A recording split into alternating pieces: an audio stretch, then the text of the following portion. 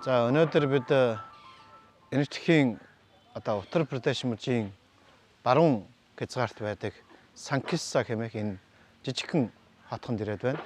Одоо бидний хавьд харагдаж байгаа энэ сайхан гайхамшигтай сайхан одоо байгууламж эртний хуучны бол асар том сайхан сувар байсан бол одоо энэ газар байна. Санкисса гэдэг бол энэ их алдартай яагаад гэвэл өнгөрсөн одоо ирээдүйн 3 цагийн бүх бурхадын эхэн бурхан болох хувьтай тэр агуу хүмүүнийг хорвоо тээж төрүүлээд тэр хийсэн агуу гайхамшигтай буйнаараа одоо 33 тэнгэрийн орн юм уу тушита тэнгэрийн орн зүгтээ аль нэгэн тэнгэрийн орнд тэр буйнаараа тэнгэр болон мэндэлдэг. Тэгээд хорвоод тэр их буянтай эхийн төрүүлсэн тэр буянтай агуу хөө удалгүй тодорхой насны дараа бол гэрээс гарч ховрог болж үнний эрэлд энэ хорвоодор амьдарч байгаа бүх хүн ямар шашинтай хүн байх нь ялгаагүй баян хоосон байх нь ялгаагүй бүгдээрээ хорвоодор төрөх гэж зовдох төрхөнгөт өвдөх өтлөх өөхөх одоо ийм зовлонгийн дөрвөн талаад бол бүгд одоо өөртөж зовж шаналж байдаг учраас тэгэхээр энэ хорвоогийн бүх амьтдын зовлон байгаа бол төрөх өвдөх өтлөх зовлон байгаа бол тийм байхгүй төрөхгүй өвдөхгүй өтлөхгүй өгөхгүй болох тийм шат бас байх ёстой гэдгийг тэд болгоож гэрээс одоо ховрог болон гарцгааж тэгээд удалгүй бистол даяанд шамдаж явсаар байгаад өөрсдийнхээ хүчээр Випашна бистолыг нээж олоод Анапана бистолын өмнөх бурхтын хийж игэрсэн тэр бистолын аргыг хүн төрлөخت нь мартагнсан байсныг бол нээж олоод тэр бистолаа хийсээр бурхны утгыг болон гэгээрээд тэгээд тэр бистолаа өөрт таарсан бүхэнд нам сургаалаа айлдаж ер нь бурхантай уулзаж нам сургаалын сонсдог хүмүүс бол бодисод байх үед нь уулзаж учирч байсан хамт номын замаар явж байсан мөн бодисодын замаар явж байх үед нь тусалж байсан олон янзаар тусалж байсан одоо өглөг хоолунд өргөж байсан тэр буянтай хүмүүст бурхан ачийг санаж ер нь одоо номын замаар явж байгаа хүнд бол хоёр тийм нандин шинж зэндэг шинж одоо бий болдог нэг нь бол бусдад хариуг одоо хариу огт саналгүйгээр бусдын төлөө үйлчлэх яг ийм хүсэл бий болдог. Нөгөөх нь өөрт нь жижиг ч гэсэн, жоохон ч гэсэн тусалсан хүнийг тусыг тусаар ачаар хариулах ийм сайхан сэтгэл бий болдог. Тэгэхээр бурхан Буддагийн одоогийн бидний энэ сайн галын дөрөвт бурхан Готам бурханы амьдралын түүх бол тэр чигээр ачийг сансан. Ачтай хүмүүстэй эргэж тэр хүмүүсийн хүргэсэн ертөнцийн хийгээд ертөнцийн чонддох одоо эрдэм ухааны сургасан ачийг санаж хариуд нь тэр хүмүүст одоо зовлонгоос гэтлж төгс гэгээр л ариусалт хүрэх мөнхийн ангууланд хүрэх тэр гайхамшигтай сургаал номыг бол эргүүлж ачийг санахтаа хүргэж өгдөг байгаа. Тэгэхээр бурхан багшийн амьдралын 45 жилийн түүх бол шөнийн дунд хагас шөнийг бол 3 хаагаад өдрийн турш бол өглөө 4 цагаас аваад оройны одоо 9 цаг хүртэл бол эгэл арт түмэнд эгэл хүмүүст бол ном сургаалаа айлддаг. Харин шөнийг бол 3 хаагаад шөний эхний хагаст бол 9 цагаас нэг 11 цаг ч юм уу энэ хагаст бол одоо тэнгэр брахман нарт ном сургаалаа айлддаг. Тэнгэр сударт гардаг. Оройны шөний эхний хагас болох үед хүмүүс одоо орой 7-оос ном сургаал сонсоод бурхан багшид ном сургаал сонсоод тэгээд гэрийн зүг жетван хийдийн зүг ингээд жетван хийдээс одоо шравстай утын зүг явах үед явсны дараа бол хүмүүс явсны дараа бол жетван хийдийг өдөр мэт гэрэлтүүлнэ тэнгэрүүд хурамжууллаа гэж. Тэгэхээр тэр шөнийн эхний хагаст бол тэнгэрүүд ирж бурхан багшаас ном сонсдог тийм хуваартай цаг нь байсан. Шөний дунд хагасыг одоо би өглөө 4 цагаас босоод ингээ яваад оройны 9 хүртэл одоо бурхтын төлөө ном сургаалаа айлдаж одоо явсаар орой 9-өөс 11 цаг 12 цагийн хооронд бол эхний хагаст бол тэнгэрүүдэд ном айлддаг. Шөний дунд хагаст 12-аас одоо тодорхой 2 цаг ч юм уу энэ хагаст бол шөний дунд хагас гэж ярьдаг. Тэгэхээр энэ шөний дунд хагаст бол бурхан өдөржин одоо хэдийгээр гэгэрэлвэрсэн хүн арханд бурхад бүгдээ ялгаагүй одоо сэтгэл нь бол ядрах юм байхгүй. Сэтгэл нь бол гэгэрлийн шатанд хүрсэн өргөлж бэлгүүнтэй оршдог. Сэтгэлд одоо ядрах юм огт байдаггүй. Харин их эцгээс байсан бие лагшин хаана аав хатан ээжээс төрсэн энэ хүний бие лагшин бол өдөржин ингэж одоо ажилласнаас болоод бие бол тодорхой хэмжээнд ядардаг. Тэгэхээр шөний дунд хагасыг бол ингэ хэвтцэх үед бол бие ямардаг. Тэгээд энэ гэгээр хариуцлт хүрсэн хүн бол бид нэр эгэл хүмүүстэй адилхан хорхирч юм унтах асуудал байдаггүй. Өргөлж бэлгүүнтэй байдаг учраас хэвтэж бие амрааж сэтгэл нь бол бистолынхаа төвшөнд мөнгө ус бэлгүүнийхээ төвшөнд ингээ байгаад бид нартай адилхан орхиж унтдаг. Тэгээ хэвтээд одоо бяцлаглаа хийсээр сэтгэл нь бас дээд зэрэгээр амарч байд. Бие бол хэвтсэнс амарч.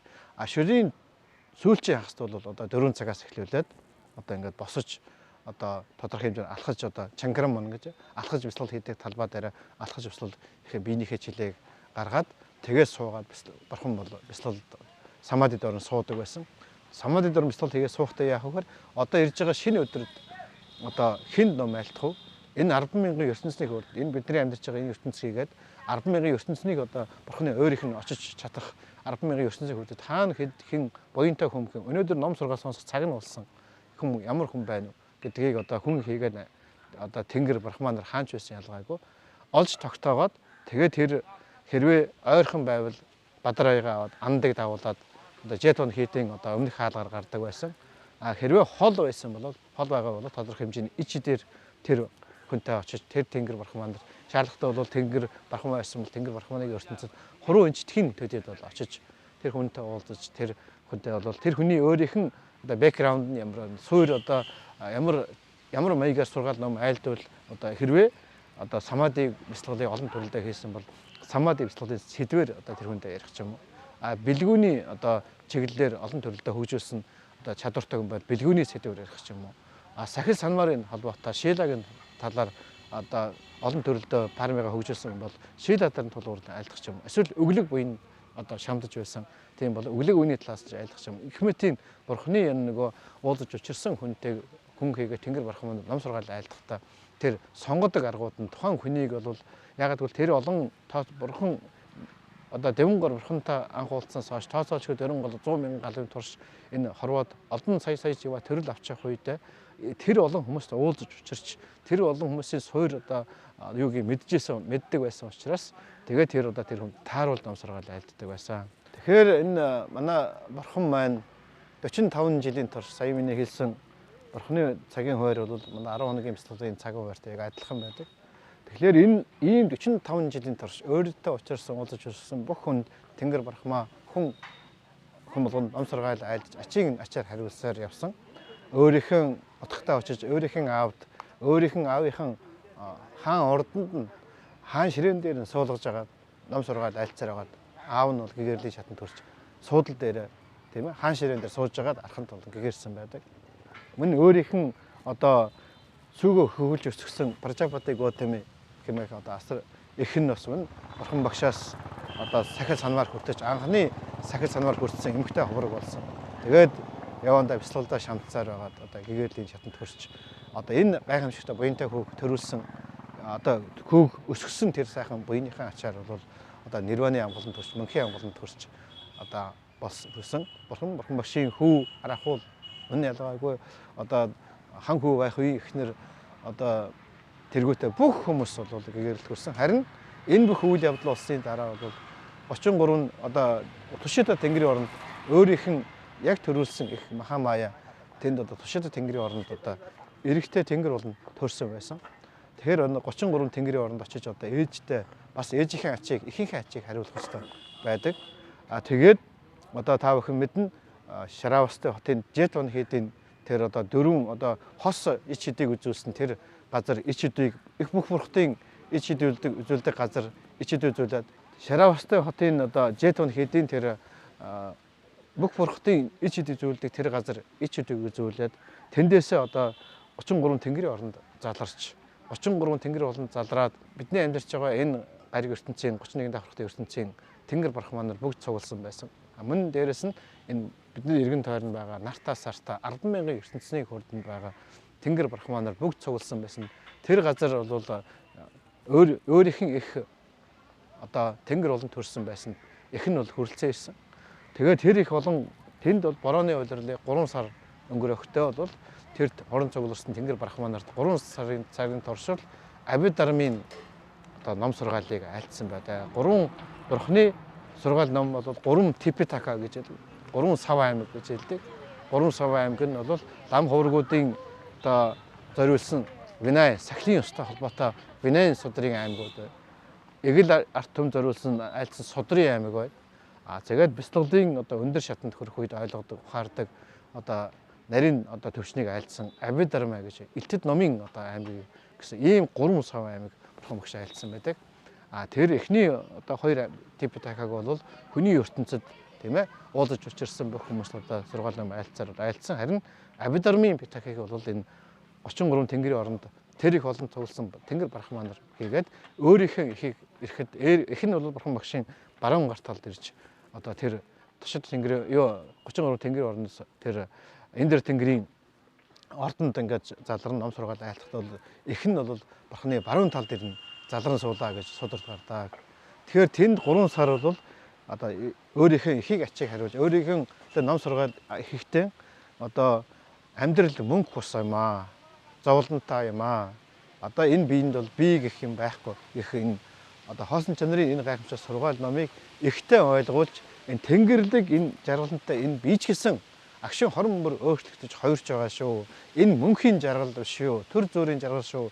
Хэдэн зуун сая жил амьдардаг ч гэсэн нэг өдөр энэ жаргал нь дууснаа гэдгийг бол ойлгуулж энэ тэнгэрлэг би агшин ч гэсэн мөнгө бусаа. Энэ тэнгэрлэг бие жаргалын дотор байгаа энд мэдрээд байгаа энэ жаргал бол жаргалын цаатал зовлон бас байгаа шүү гэдгийг бол ойлгуулах гэсэн.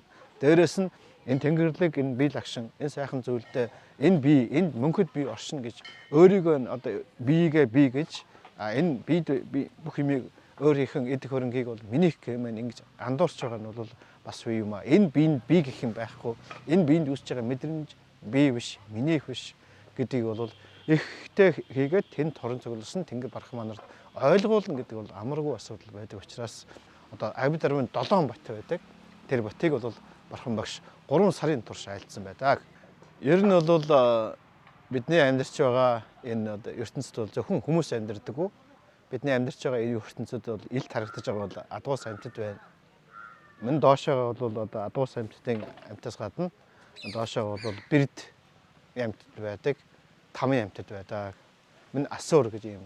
Дөрвөн муу заяа гэж ярьдаг.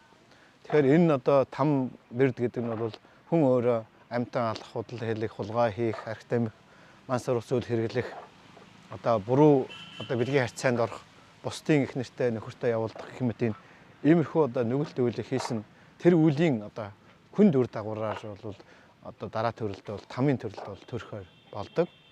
Харин одоо асар их тийм хармын сэтгэлээс болж бэрдийн төрөл төрдөг.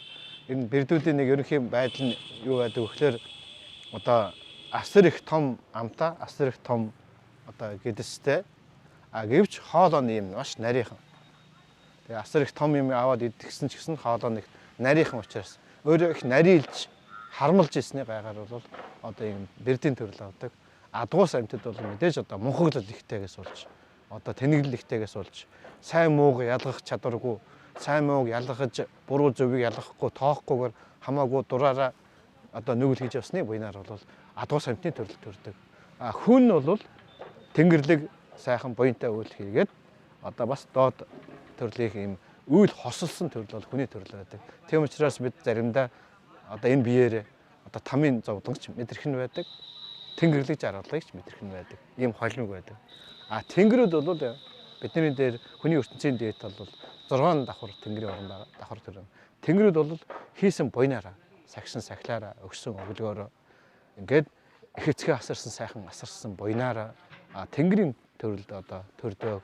Тэнгэрийн төрөлд хүн хийгээ тамын төрөл одоо юуны адгуус юуны төрөл бол одоо хугацаа их одоо өөр байдаг. Харин одоо тэнгэрийн төрөл бол дээшээгээ жаргал хийсэн буйныг тухайн буйныг хэр хугацаанд хийсэн, хэр удаан одоо тэр сайхан сэтгэлийг үүсгэж буян үлдсэн тэр юуны шалтгаалж тэнгэрийн төрлийн урт бог нь байдаг.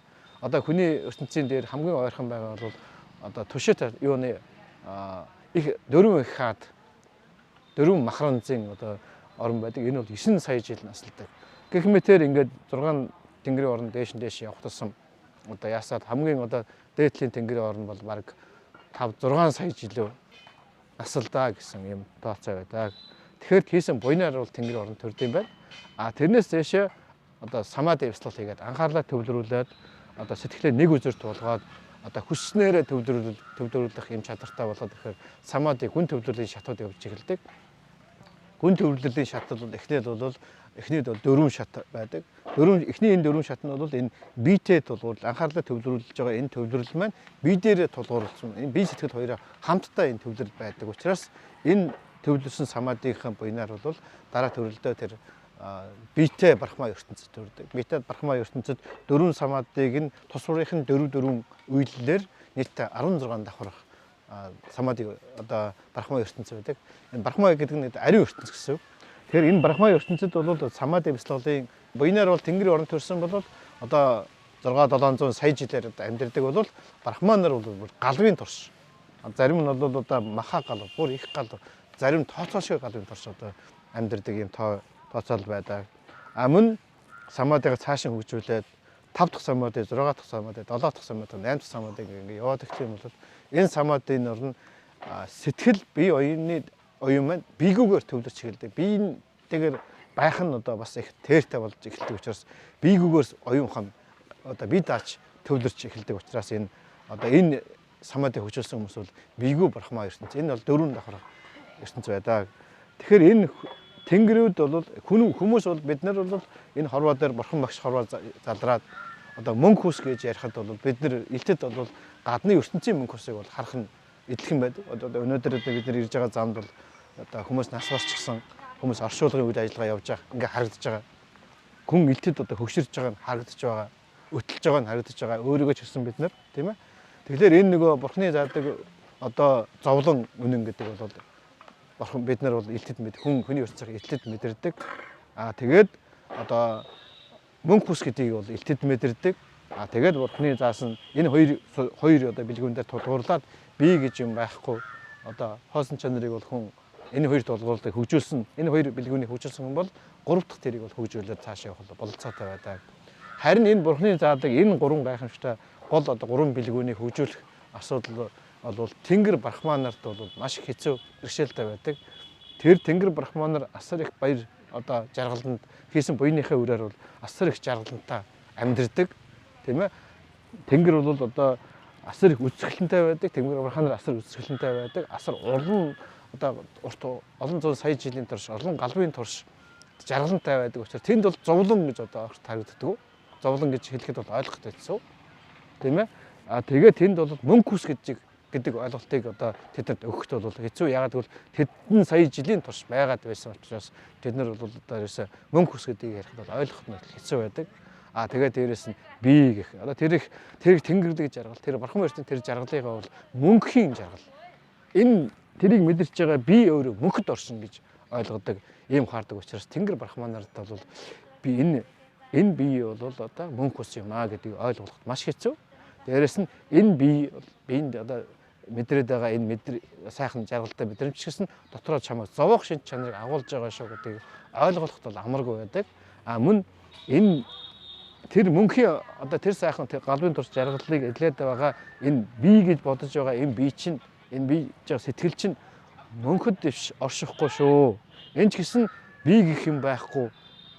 Цаг хугацаа дуусахад бол бас дараагийн төрлөөр яваад өгдөг гэдгийг ойлгож харах юм бол амаргүй байдаг. Тэгэхээр энэ тэнгэр брахманарын одоо жаргал думбаж, тийм ээ, баясгал думбаж, урт удаа настай ийм байгаа байдлаас болоод тэнгэр брахманар бол мөнх хүс гэдгийг ойлгох нь бас амаргүй хэцүү.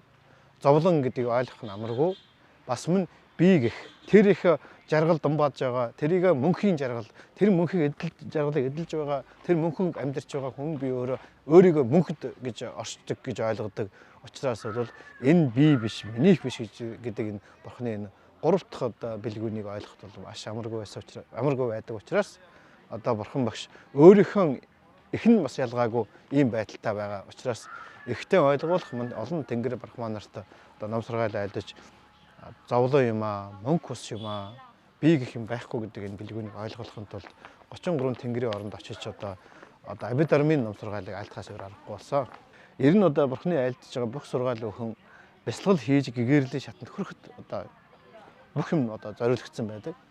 Винаяс сахилын санамаар одоо амьтаа алж болохгүй, худал хийж болохгүй, хулгай хийж болохгүй хэмэт энэ одоо энэ суур одоо винаясууд юм ихээр тухайн хүн бясалгал хийж өөрлөгөө хандаж сэтгэлийн гүн рүү нэвтэрч гүнд байгаа үйл өөрүүдийг стресс хямралуудыг арилгах, сэтгэлийн хэрэг арилгах, дотгошоо хандах ажилд хийхэд Энэ одоо Винайос хийгээд энэ айлцсан судрууд нь бол тэр өөрийг нь тэр сэтгэлийн гүн рүү нэвтрэхэд нь чиглүүлэх ёстой байдаг. Тэр гүн рүү нэвтэрч сэтгэлийн гүн рүү нэвтэрч хийх ажил бол нэлээд амаргүй байдаг.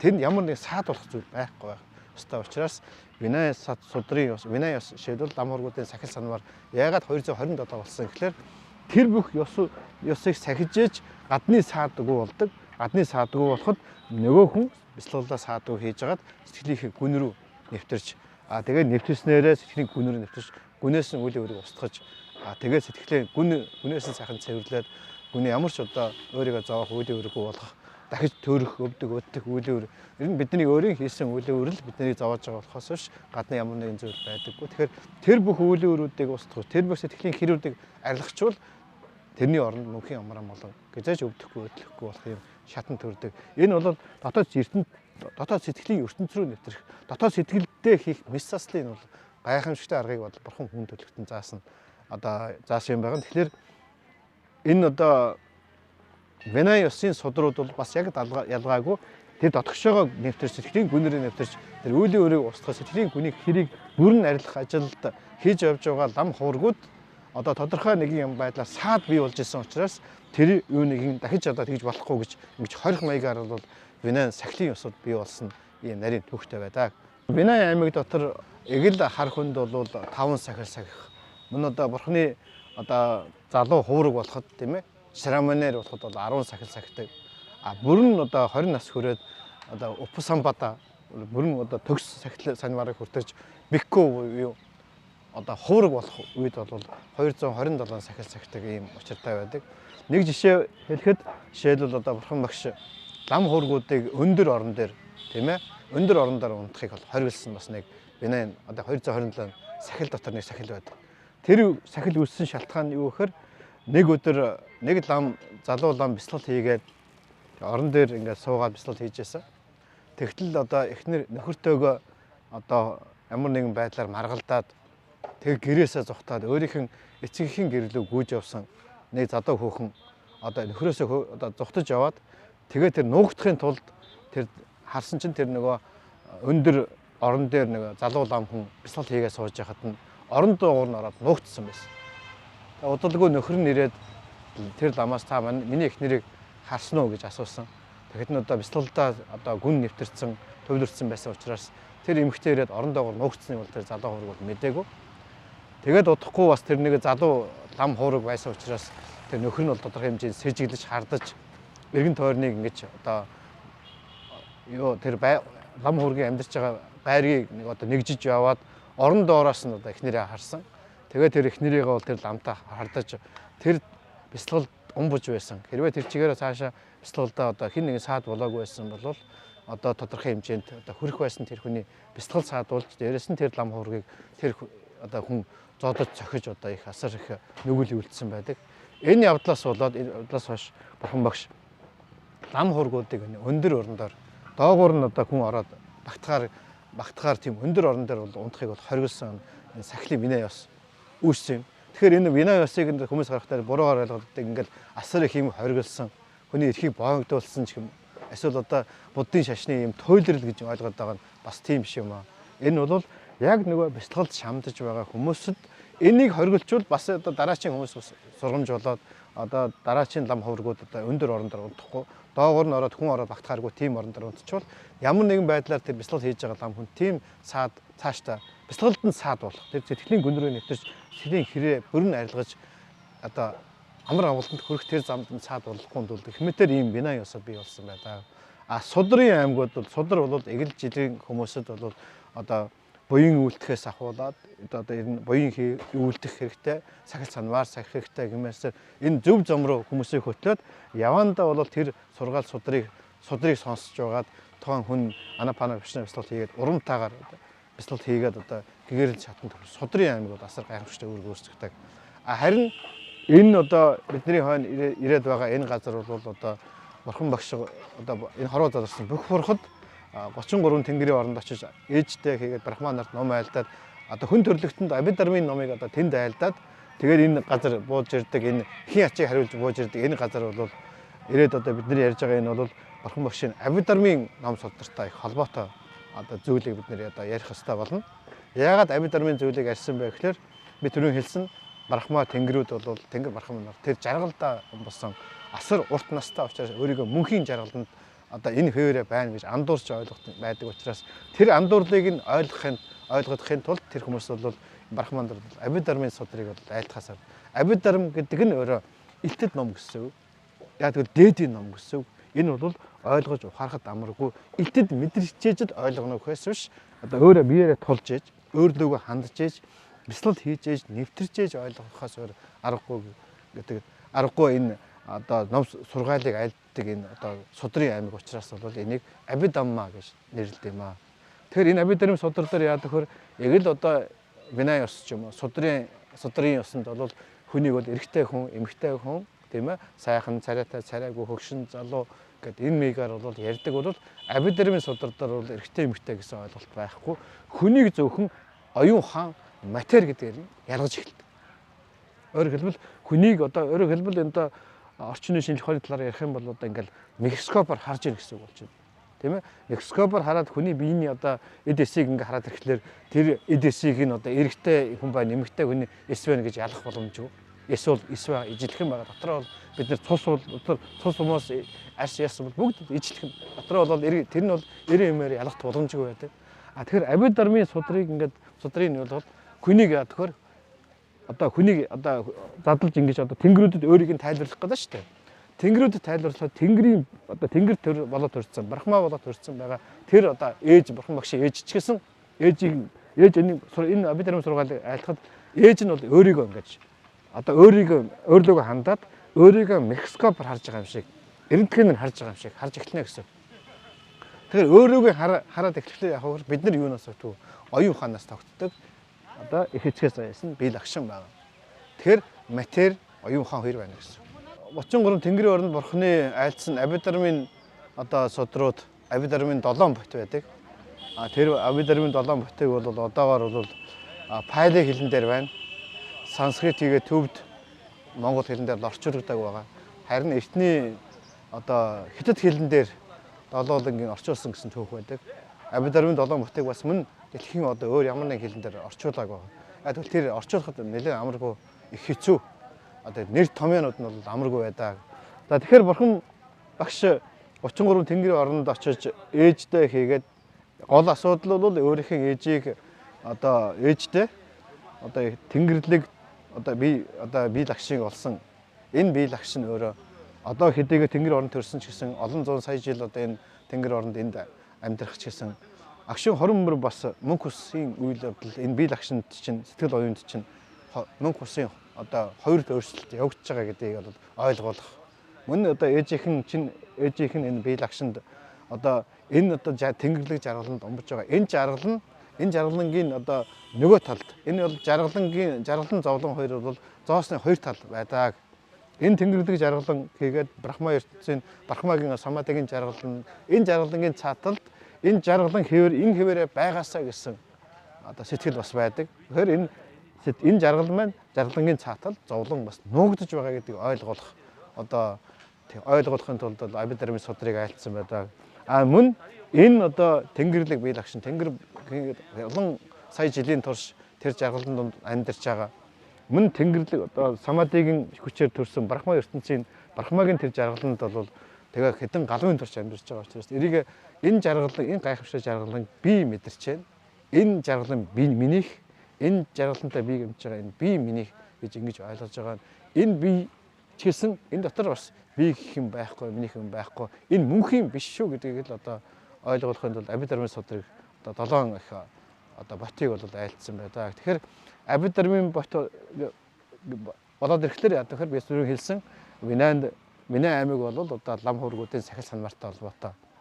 Тийм ээ хүмүүст ойлгох. Харин судрын аймаг бол эгэл хүмүүсийн одоо бяцлалын цаашаа ахихад нь одоо хөтэлдэг урам өгдөг бол гайхамшигтай судар байдаг бол Абидарм бол тэнгэр Брахма нарын одоо тэр бие лагшныг одоо задлж мөнхийн гэж ойлгоод байгаа тэр бие лагшин нь тэр биеийн матер нь дотор хувирал өөрчлөлт атом эдмөсийн төвшөнд бол хувир одоо зогсолтгүй хувирд өөрчлөлт явагдаж байгаа. Мөнх усын одоо хуулинд бол захирагдсан хэвээр байгаа гэдгийг ойлгуулах, задлаж ойлгуулах. Бие лагшин ч гэсэн, матер ч гэсэн, тийм ээ. Тэнгэрийн одоо бие лагшин ч гэсэн, тэнгэрлэг матер ч гэсэн бас тэр дотроо задарч өөрчлөх, хуурч өөрчлөх тэгвэл бас явагдаж байгаа гэдгийг одоо задлаж ойлгуулах хэрэгтэй. Энэ тэнгэр хийгээд Брахмагийн одоо тэр бие лагшин хуурч өөрчлөлттэй адилхан тэнгэр Брахмагийн тэр сэтгэл оюун ч гэсэн агшин хорон бүр хуурч өөрчлөлттэй явагдаж байгаа гэдгийг ойлгуулах. Мөн тэнгэр хийгээд Брахмагийн одоо сэтгэл оюун ч гэсэн агшин хорон бүр хуурч өөрчлөгдөж байгаа гэдгийг ойлгуулах. Мөн энэ тэнгэр хийгээд Брахмагийн энэ бие лагшин сэтгэл оюун бас энэ дотроо бол зовлон бас агуулж энэ жаргал нь мөнхөд өргөжлөхгүй нэг өдөр зовлон болон хувирна гэдгийг ойлгуулах. Дээрээс нь энэ тэнгэрлэг одоо мөнхөд орших юм шиг энэ бие лагшин ч гэсэн мөнхөд оршихгүй одоо энэ би биш, энэ би минийх биш гэдгийг ойлгуулахын энэ тулд Абидрамын судрыг задлаж ойлгуулахдаа бол одоо ингээд тэнгэр Брахма нарын одоо тэнгэр Брахмаг нарын тэр сэтгэлийг энэ бол задлаад сэтгэлийн 121 одоо сэтгэл байна. Тэр 121 сэтгэл нэг нөгөөдөө ингээд шүтэн барилгатаагаар үүсэж байна. Үүсэж усж байна. А матер ч гэсэн тэнгэрлэг сайхан жаргалтай бие лагшин ч гэсэн энэ лагшин дотор агшин хорон бүр одоо мөнх усын өөрчлөлт явагдаж байна гэдгийг задлаж ойлгуулахын тулд материйг бол задлаж явсаар байгаад бол энэ матер чинь цаашаага үл хуваагдах одоо дөрвөн махбод хийгээд дөрвөн махбодын дөрвөн өөр шинж чанарыг агуулсан. Нийтдээ 8 одоо зүйлийн одоо богинорл болсон аштикалапа. Өөрөөр хэлбэл орчин үеийн шинжлэх ухааныхаар бол атом, молекул, эдис гэж задлаад цаашаа нейтропортон гэж задлаад ингээд яваад тэрнээс цаашаага бас задарч одоо хувирах бол төвшин байгаа. А тэгэхэд бурхан энийг задлаж явсаар байгаад дахиж хизээч одоо бурханы тэр одоо бэлгүүний тэр их гайхамшигтай одоо чадвараараа тэр их гайхамшигтай лензээр тэр гайхамшигтай рентгенээр хараад материйн хамгийн эцсийн шат бол дахиж хизээж чадахгүй тэр эцсийн шатыг болоод тэр шатыг нь тэр үеийн энтхийн одоо агуу баялаг хэлэн дээр тэрийг илэрхийлэх үг байхгүй байсан учраас калапа гэдэг үг хэрэгэлсэн байдаг. Тэрийг дээрэс нь ашт калапа, ашт гэдэг нь 8 гэсэн. 8 нь дөрвөн материйн шинж тэмдэг, шинж чанарууд нийлсэн энэ 8. Тэгэхээр бол материйн дахиж хуваагдахгүй эцсийн шатыг хүртэл бурхан олж мэдээ тэрийг ашт калапа гэж нэрлэсэн. Энэ одоо Абидармын юун дээр бол материйг ингэж одоо аштикалапын төвшөнд залаад тэгээд дөрвөн махбодоор нь залгаад дөрвөн махбодын дөрвөн шинж тэмдгээр нь задлаад ингээд одоо Абидармын юун дээр бол материйг бол одоо задлал тайлбарладаг. А тэгээд би одоо тэнгэрлэг Брахма нарын одоо бие лагшинч сэтгэл оюунч гэсэн одоо оюуныг цааш хуваагаад явахаар эхлээд бол ерөнхийдөө бол дөрвөн одоо сэтгэл оюун дөрвөн одоо хэсэгт хуваагддаг. Дөрвөн хэсэгт хуваагддаг зүйл нь вэхээр одоо эхнийх нь бол виня гэдэг. Жишээлбэл нүдээр авч үзье. Нүдний виня. Нүдний виня бол зөвхөн энэ зүйлийг хардаг. Дүрсийг хардаг. Түүнээс биш өөр үйлдэл хийдэггүй. Виня гэдэг нь сайтар мэдэх гэсэн үг. Тийм ээ? Виня гэдэг сайтар мэдэх. Сайтар зөвхөн хардаг гэсэн үг. Хараад юунийг яг байгаар нардаг. Энэ бол одоо сайхан. Ерөөсөө юунийг харсан чиг зөвхөн харах л одоо маш чухал байдаг. Гэтэл сэтгэлийн хоёр дахь хэсэг нь яадаг вэхээр санья гэдэг. Санья гэдэг нь таньж мэдээд дүгнэлт хийдэг хэсэг гэсэн үг. Тэгээс тэр хэрвээ эхний нүд бол нүдний виня хараад зөвхөн дүрсийг харлаа. Тэнгуус нь санья сэтгэлийн хоёр дахь хэсэг ажиллахтай явах үгээр таньж мэддэг. Энэ сайхан дүрсүү, муухай дүрсүү гэдгийг таньж мэдээд дүгнэлт өгөөд сайхан гэж үздсэн бол сайхан гэж дүгнэлт хийгээд муухай гэж дүгнэлт өгдөг. Тэгтэл биений сэтгэлийн гурав дахь хэсэг ажилладаг. Тэрнийг нь ведна гэдэг. Тэр нь мэдрэх хэсэг гэсэн үг. Тэгэхээр сайхан гэдэг дүгнэлт хийнгүүт биеэр таатай мэдрэмж үүснэ. Таагүй муухай гэдэг дүгнэлт гар санья хийнгүүт сэтгэлийн 3 дахь хэсэг бол би таагүй мэдрэмж үүсдэг. Гэтэл ингэж одоо би таагүй мэдрэмж үүсэнгүүт сэтгэлийн 4 дахь хэсэг санкара гэдэг хэсэг байгаа. Тэр нь хариу үйлдэл гэдэг хэсэг байна. Сайхан мэдрэмж гэдэг үүссэн гэж сайхан гэж дүгнэлт гаргаад биэндээ таатай мэдрэмж гаргавал тэр нь дурлах одоо үйлдэлийг хариу үйлдэл хийдэг тийм ээ. Таагүй мэдрэмж үүсэх үед одоо тэр дургуутс холдуулах гэсэн одоо ийм хариу үйлдэл хийдэг. Тэгэхээр өнгөцөндөө бол сэтгэлийн ингээд 4 хуваагддаг. 4 Абидарамд ороод ирэхлээр энэ 4 дахиад цаашаа явсаар 121 болж ингээд задарч явдаа. Тэгэхээр энэ сэтгэлийг ингээд задлаж явсаар байгаа Тэнгэр Брахманард энэ таны сэтгэл чинь ийм дотроо ийм олон төрөл байна. Ингээд ийм төвшөндөө эцтэй хүрээд ирэхээр энэ дотор одоо би гэх юм алга энэ дотор чихээр зовлон байна. Энэ дотор бас мөн одоо мөнх усын хууль өөрчлөлж байна. Сэтгэл оюун чинь байнга хуурч өөрчлөгдөж байна гэдгийг ингэж ойлгуулах маягаар өөрөөр хэлбэл бурхны заасан абид армын судруудыг ойшоо судлах юм бол энэ одоо хүн гэхэд хүнийг бол одоо яах нь ингээд судрын ёсон ч юм уу, вина ёсон ч юм уу, эрэгтэй эмэгтэй хүн гэж авч үзээд одоо сайн хүн, муу хүн, царай зүс муутай, царай зүс одоо хөгшин залуу, өндөр нам гэдгээр ингэж ялгаж одоо тайлбарладаг бол абид армын ёсонд ороод ирэхлээр бол одоо хүн эрэгтэй эмэгтэй биш, эрэгтэй эмэгтэй гэдэг талаас нь биш, эдийн төвшөнд нь залгаад явдаг, сэтгэлийн материйг нь задлаж явдаг, задаа тайлбарлаа эцсийн шатнд хүртэл тайлбарладаг, оюун ухааныг нь задлаад одоо эцсийн шатнд хүртэл ингэж задлаж хувирдаг. Энэ оюун ухаан матери бол одоо өнгөц одоо бүдүүн барагтай хувирж өөрчлөлт явагдаж байгаа бол оюун ухаан бол маш нарийн төвшөнд бас хувирлт өөрчлөлт явагдаж байна. Маш нарийн төвшөнд одоо тэр нь мөнгө үсгийн өөрчлөлт явагдаж байна. Тэгээ нарийн төвшөнд мөнгө үсгийн өөрчлөлт явагдаж байгаа учраас энэ нарийн төвшөнд бас мөн тэр нь дурлах, дургуутсах одоо үйлдэл сэтгэлийн гүнд явж байна. Тэр нь тэрнээс болоод зовлон одоо сэтгэлдээ бид нар хороож байна. Амин энэ гэж одоо материйн төвшөнд тийм ээ сэтгэлийг ингэ задаад үзэхээр гүндээ төвшөндөө ч гэсэн ингээд үзэхээр энэ дотор алийг нь би гэх юм бэ? Алийг нь миний гэх юм бэ? Жишээлбэл сэтгэлийн одоо зөвхөн харах үйлдэлийг хийгээд байгаа тэр виньяк тийм ээ? Виньяк би гэх үү? Миний гэх үү? Миний сүнс гэх үү? Тэгэхээр миний өөрөө хурж өөрчлөгдөд явчихж байгаа учраас тийм ээ? Нэг хэвээрээ байхгүй хурж өөрчлөгдөд үүсээд устдаад яваад болж байгаа. Жишээлбэл дүрс байж байгаа дүрс алга болчихвол нүд харахаа болчихно. Тэгэхээр нүдэн тарагдах дүрс байхгүй учраас. Тэгэхээр тэгвэл саньяг одоо би гэх үү? Миний гэх үү? Сүнс гэх үү? Саньяг үйлдэл хийгээд ажил хийгээд дууслаа дахиад цаашаа байхгүй болчихно. Тэгвэл одоо мэдрэмжийг тийм биед үүсэж байгаа мэдрэмжийг мэдэрч байгаа хэсгийг одоо мөнхөд оршдог сүнс гэх үү? Би гэх үү? Гэхээр бас энэ одоо бас манай хоёр өөрчлөлтөд бас байхгүй. Тэгэхээр энэ мэтэр энэ сэтгэлж гэсэн мөнхөд оршдог. Сэтгэл дотор мөнх бүсэн ойршилт явагдаж байна. Нарийн төвшөндөө тийм ээ. Сэтгэл дотор бас зовлон өөрсөж байна. Энэ сэтгэлийн одоо 121 хэсэг задлаа цаашаа явхад хүртэл энэ дотроос би гэх юм олдохгүй, миний гэх юм олдохгүй байна гэдгийг бол ойлгож ухаардаг. Тэгэхээр энэ ээжтэй хийгээд бурхан багш өөрийнхөө эцийг хариулах гэсэн.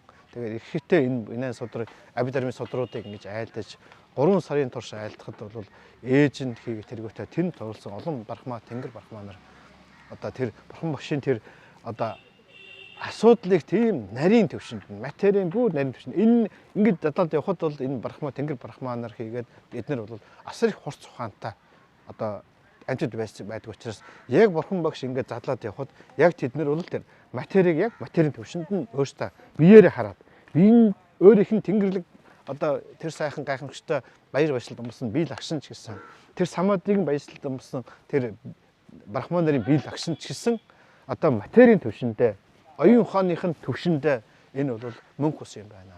Хувирч өөрчлөлтөд байгаа юм байна. Нэг өдөр энэ хувирч өөрчлөлтөд энэ бол дуусах юм байна. Амин энэ дотор сэтгэлийн гүн төвшөндөө би одоо жаргалд омж байгаа ч гэсэн жаргалын нөгөө тал энэ байдал алгуулчихгүй гэсэн энэ байдал устчихгүй гэсэн бас айдас авж байна. Энэ зовлон бас би хурааж байгаа юм байна. Зовлон явж байгаа юм байна. Тэгээд эцэстээ энэ мөнхөд би ингээд амьдрах, мөнхийн амар амгаланд амьдрч гэж бодоод байсан чинь энэ мөнхийн биш юм байна. Энэ би дотор би гэдэг, ми гэдэг юм алга, миний мөнхөд орших сүнс гэдэг юм байхгүй юм байна гэдэг.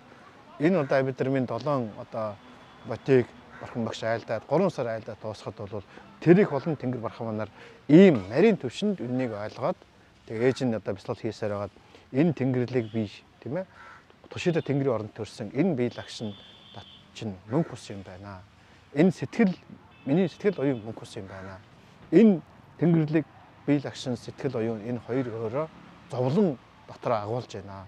Энэ бие лагшин дотор би их миний их сүнс мөнхөд орших зүйл байхгүй юм байна гэдгийг ойлгож ухаарад тэгээ бэлгүүн мөнх усын бэлгүүн зовлон бэлгүүн би гэх бэлгүүн үүсээр энэ бие лагшиндаа дургуутсах сэтгэл байхгүй болж бяцлал хийсээр сэтгэлийн гүнрөөгөө нэвтэрч материйн төвшөнд нэвтэрч оюун ухааны одоо эцсийн төвшөнд нэвтэрсээр байгаад тэгээд бяцлал хийсээр байгаа тэр одоо 3 сарын төгсгөлд бол тэр охолн тэнгэр бархан маань тэргүүтээ бархан багшийн ээж бол гэгэрлийн шатан төрж агуу сайхан буянтай хөвгүүн төрүүлсэн буянаараа бол тэнгэрлэг одоо тэнгэрлэг жаргалыг өмж байсан тэр хүн маань мөнхийн жаргаланд мөнхийн нирваны жаргаланд хүрсэн юм аа. Тэрнтэй адилхан тэр хугацаанд бол асар олон мянган сая жива тэнгэр бархан манаар гэгэрэл төрөөд тэгээ бурхан багшийн 3 сарын дараа одоо борооны удирдал ингээ хүний ертөнцид залрах болох үед яг одоо 33 тэнгэр орноос наашаага яг энэ одоо энэ бидний хойно байгаа энэ газар дээр бол ингээм одоо алтан мөнгө эрдэнэсийн шатыг одоо тэнгэрүүд бол хийсэн байдаг. Тэгээд одоо алтан шатаар бол одоо хормос тэнгэр бууж одоо тэгээд мөнгөн шатаар бол брахма тэнгэр бууж бурхан багш одоо эрдэнэсийн шатаар нь бууж ирсэн гэж. Тэгээд энэ яг энэ дээр бол тэр одоо бурхан багшийн тэр тэнгэрийн орноос бууж ирсэн шат яг энэ дээр ирж буусан. Тэгэхээр энд бол сүүлд бол тэмдэглэж одоо Ашок хаан бол яг тэр шатыг одоо тэнгэрээс бууж ирсэн шатыг дүрсэлсэн одоо тэр гурван төрлийн одоо эрдэнэсийн одоо шатыг бол хийсэн байсан гэдэг. Тэгэхээр бол өнөөдөр одоо бид нар ирсэн энэ газар бол ийм сайхан гайхамшигтай газар юм аа. Ийм гайхамшигтай хүн төрлөختөнд бас бурхны айлдсан гайхамшигтай бас нэгэн Абидармын одоо ботыг 7 ботыг айлдаад хүн төрлөختөнд ирсэн.